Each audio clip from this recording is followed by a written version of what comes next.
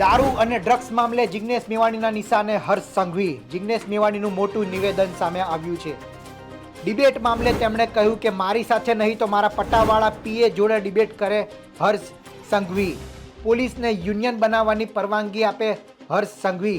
મારા વિસ્તારમાં આવીને મોટી મોટી વાતો કરી, પરંતુ દારૂ અને ડ્રગ્સ નહીં મળે તેવી કોઈ પણ બાહેધરી આપવામાં નથી આવી. દારૂ અને ડ્રગ્સના અડ્ડા બંધ થાય તેવું વચન પણ નથી આપી શકતા હર્ષ સંઘવી. મારી જોડે ડિબેટ કરવાની કેપેસિટી ના હોય તો મારા પટ્ટાવાળા જોડે કરો, મારા ડ્રાઈવર જોડે કરો, મારા પીએ જોડે કરો. પણ એટલું તો ગુજરાતને કહો કે ગુજરાતના મુખ્યમંત્રી અને તમારા વિધાનસભા ક્ષેત્રમાં દારૂ જુગારના અડ્ડા ચાલુ છે કે બંધ છે? રાજ્યમાં દારૂનો વિવાદ શાંત થવાનું નામ નથી લઈ રહ્યું. ડેપ્યુટી સીએમ હર્ષ સંઘવીની વડગામ મુલાકાત બાદ જિગ્નેશ મેવાણીએ ફરીથી હર્ષ સંઘવીને આડે હાથ લીધા છે. બાબા સાહેબ આંબેડકરના નિર્માણ દિવસ નિમિત્તે બનાસકાંઠામાં મોટી રેલીનું આયોજન કરવામાં આવ્યું હતું અને પાલનપુર કલેક્ટર કચેરી ખાતે આવેદનપત્ર પાઠવવામાં આવ્યું. જિગ્નેશ મેવાણીએ કહ્યું કે હર્ષ સંઘવી મારા મત વિસ્તારમાં આવ્યા, ઘણી બધી વાતો કરી, પરંતુ દારૂ અને ડ્રગ્સના અડ્ડા બંધ થશે તેવી કોઈ બાહેધરી નથી આપતા. તેમનામાં મારી સાથે ડિબેટ કરવાની તાકાત ન હોય તો મારા પીએ પટ્ટાવાળા સાથે ડિબેટ કરે તેવી વાત જિગ્નેશ મેવાણીએ કહ્યું. જિગ્નેશ મેવાણીએ ફરીવાર હર્ષ સંઘવી સાથે મુખ્યમંત્રીને પણ આડે હાથ લીધા અને કહ્યું કે મુખ્યમંત્રી આ બાબતે કેમ ચૂપ છે, મુખ્યમંત્રી દારૂના મુદ્દે કેમ બોલતા નથી. ડ્રગ્સની મુહિમ ચાલી રહી છે, ડ્રગ્સનો મુદ્દો અત્યારે ચર્ચામાં છે, ત્યારે ડેપ્યુટી સીએમ અને મુખ્યમંત્રી ખુદ આ મુદ્દે કેમ છાતી ઠોકીને નથી કહેતા કે મારા મત વિસ્તારમાં પણ ડ્રગ્સ અને દારૂ નથી મળતું. છાતી ઠોકીને શા માટે મુખ્યમંત્રી કે નાયબ મુખ્યમંત્રી નથી કહી શકતા કે મારા મત વિસ્તારમાં દારૂ નથી મળતું અને કોઈ દારૂને પકડી બતાવે? આપણા ગુજરાતમાં લગભગ 20 લાખ જેટલા સ્ત્રી અને પુરુષો એ ડ્રગ્સના રવાડે ચડ્યા છે. આ ડ્રગ્સની બધી એ છેલ્લા 5 વર્ષમાં એની ચરમસીમા ઉપર પહોંચી છે. 2 દિવસ પૂર્વે રાજ્યના ગૃહમંત્રી મિસ્ટર સંઘવી મારા વિધાનસભા વડગામમાં આવ્યા, પણ વડગામની જનતાને કે બનાસકાંઠા કે ગુજરાતની જનતાને એવી વચન ના આપ્યું કે હવે વડગામમાં, બનાસકાંઠા કે ગુજરાતમાં જુગારના અડ્ડા, કૂટણખાના, દારૂના અડ્ડા અને ડ્રગ્સનો વેપાર નહીં થાય, આવું કોઈ વચન નહીં આપે. સતત અમે અમને પડકારી રહ્યા છીએ કે તાકાત હોય તો આવો મારી જોડે ડિબેટ કરો. મારી જોડે ડિબેટ કરવાની કેપેસિટી ના હોય તો મારા પટ્ટાવાળા જોડે કરો, મારા ડ્રાઈવર જોડે કરો, મારા પીએ જોડે કરો.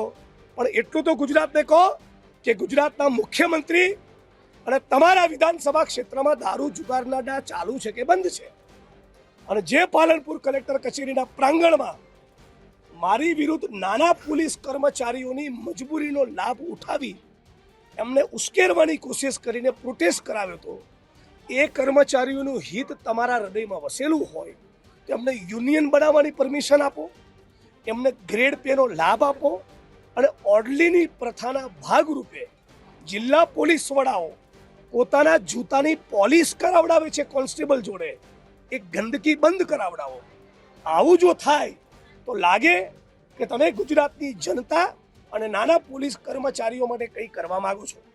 આજે ડૉક્ટર બાબા સાહેબ આંબેડકરનો નિર્વાણ દિન, એમની પુણ્યતિથિ નિમિત્તે બાબા સાહેબ આંબેડકરને સાચી શ્રદ્ધાંજલિ એ જ કે સાચા અર્થમાં બનાસકાંઠામાં, આપણા ગુજરાતમાં સંવિધાન લાગુ થાય અને દારૂ, જુગાર, કૂટણખાના અને ડ્રગ્સનો વેપાર બંધ થાય. ડ્રગ્સ એ ગુજરાતની વર્તમાન અને ભાવિ પેઢીને ચકનાચૂર કરી નાખશે. સવાલ પૂછવા માંગુ છું ગુજરાતની 6.5 કરોડ 7 કરોડ જનતા વતી કે કયો એ મંત્રી છે જે ડ્રગ્સના કારોબારમાંથી કમાઈને તગડો થઈ રહ્યો છે? જે પણ મંત્રી કૂટણખાના, જુગાર, દારૂના અડ્ડા અને ડ્રગ્સમાંથી કમાય છે એ ગુજરાત અને ભારત ભૂમિનો ગદ્દાર છે. આ ગદ્દારોની સામેની અમારી લડાઈની હજી તો શરૂઆત છે. મોરચો વધારે બુલંદ થશે અને મારો પણ સ્વભાવ છે પકડું એ છોડતો નથી. એટલે જેને બી આવી જવું હોય આવી જાય, બાકી ડ્રગ્સ બંધ કરાયા વગર રહેવાના નથી. જિગ્નેશ મેવાણીએ છેલ્લા ઘણા સમયથી દારૂના મુદ્દો ઉઠાવ્યો છે અને અત્યારે ચર્ચાનું કેન્દ્ર બન્યો છે. રોજ અલગ અલગ મામલે હર્ષ સંઘવીનું કાં તો ભાજપના નેતાઓનું, કોંગ્રેસના નેતાઓનું પ્રતિક્રિયા સામે આવતી હોય છે. ત્યારે આ મામલો હજી શાંત થવાનું નામ નથી લઈ રહ્યું. જિજ્ઞેશ મેવાણીએ દર વખતની જેમ આક્રમક અંદાજમાં આ વખતે પણ કહ્યું કે મારા પટ્ટાવાળા સાથે ડિબેટ કરો. જિજ્ઞેશ મેવાણીની ભાષામાં થોડી સંયમતા હોવી જોઈએ, પરંતુ તેમનો જે રીતના અંદાજ છે તે જ અંદાજમાં તેમણે વાત કરી કે જો હર્ષ સંઘવીમાં તાકાત મારી સાથે ડિબેટ કરવાની ન હોય તો મારા પીએ, પટ્ટાવાળા કે ડ્રાઈવર જોડે ડિબેટ કરો, ત્યાં સુધીની જિજ્ઞેશ મેવાણીએ વાત કરી છે. આનો પ્રત્યુત્તર હવે ભાજપના નેતાઓ કે હર્ષ સંઘવી કઈ રીતના આપે તે જોવું રહ્યું.